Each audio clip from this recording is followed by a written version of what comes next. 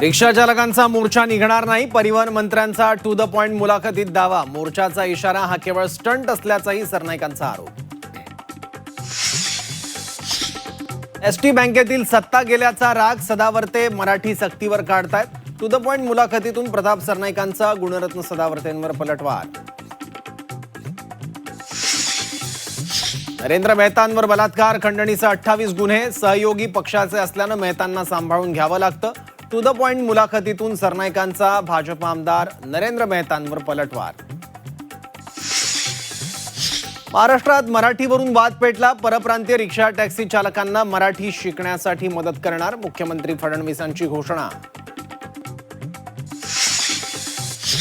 नागेश्वर बाबांच्या वक्तव्यानं नवा वाद, इतिहासाशी छेडछाड केल्याचा आरोप. सत्ताधारी विरोधकांनी घेतला समाचार.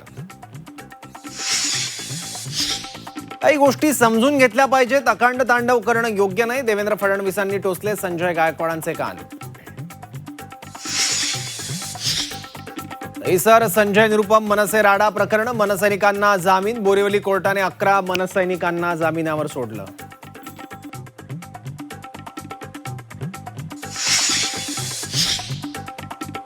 शिवसेनेत विधान परिषदेसाठी रस्सीखेच. रामराजे नाईक निंबाळकरांचे बंधू संजीव राजे नाईक निंबाळकरांना विधान परिषदेवर संधी द्या, साताऱ्यातील शिवसैनिकांची मागणी.